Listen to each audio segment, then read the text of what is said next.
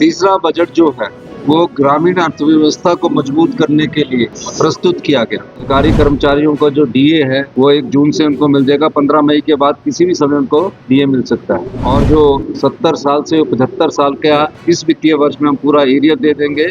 देखिए, तीसरा बजट जो है वो ग्रामीण अर्थव्यवस्था को मजबूत करने के लिए प्रस्तुत किया गया। किसान के हाथ में सीधा पैसा कैसे पहुंचे, किसान की आय में बढ़ोतरी कैसे हो, बागवान के हाथ में सीधा पैसा कैसे पहुंचे, बागवान की आय में बढ़ोतरी कैसे हो, इस दृष्टि से हिमाचल प्रदेश की संपदा से एक भाग इस ग्रामीण अर्थव्यवस्था पर खर्च कर किया गया।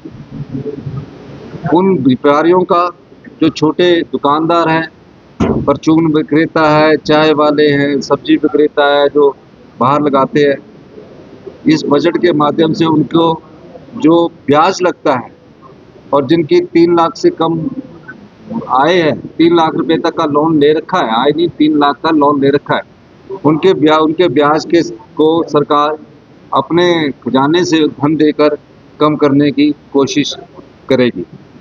चौथा, जो विधवा बहनें उनके सारी बच्चों की पढ़ाई का खर्चा हिमाचल प्रदेश की सरकार उठाएगी। इस बजट में वो भी प्रावधान किया गया। और जितना भी बजट है वो आम आदमी से जुड़ा है, सभी वर्गों का ख्याल रखा गया है। प्रदेश की अर्थव्यवस्था में हमारे फैसलों का असर दिखना शुरू हुआ है और मुझे खुशी है कि हमारी अर्थव्यवस्था में सुधार आ रहा है और हमारे लोगों के पास सीधा पैसा जा रहा है। आज बजट पास होने पर मैं सभी प्रदेशवासियों को बहुत बहुत शुभकामनाएं देता हूं। सरकारी कर्मचारियों को जो डीए है वो 1 जून से उनको मिल जाएगा। 15 मई के बाद किसी भी समय उनको डीए मिल सकता है, क्योंकि अप्रैल के महीने में हम अपनी ट्रेजरी को ठीक कर रहे हैं। और जो 70 साल से 75 साल का इस वित्तीय वर्ष में हम पूरा एरिया दे देंगे। उसके अलावा जो और कर्मचारी हैं उनका भी थोड़ा थोड़ा एरिया हम इस वित्तीय वर्ष में उन्हें देंगे। ये सभी लोगों से संबंधित का बजट है। छोटे दुकानदार और युवाओं के लिए, छोटे दुकानदार, चाय विक्रेता, पान विक्रेता, सबके लिए बजट में कुछ ना कुछ इस संपदा का भाग दिया गया है।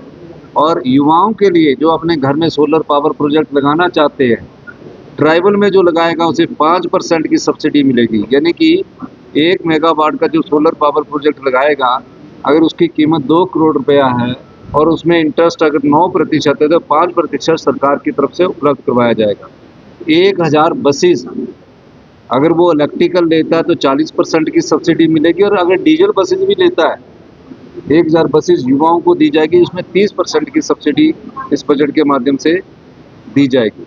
और जो अपनी टैक्सी है, जिसकी एक टैक्सी है, वो अपनी टैक्सी को इलेक्ट्रिकल में कन्वर्ट करना चाहता है और उसका प्रोफेशन अगर गाड़ी चला रहा है, ये नहीं कि होटल वाला है कोई तो उसके द्वारा होगा, तो उसको भी हमने बोला है कि अगर आप अपनी टैक्सी को इलेक्ट्रिकल करना चाहते हैं तो 40% की सब्सिडी उनको दी जाएगी। पर्यावरण की दृष्टि से भी ये बजट महत्वपूर्ण है। और इस बजट में हमने कई चीज़ों का उल्लेख किया है जो आपने पढ़ा होगा, और मैं सभी पत्रकार बंधुओं का भी धन्यवाद करता हूँ कि आपका सहयोग मिलता रहा है, यही मैं कहना चाहता हूँ।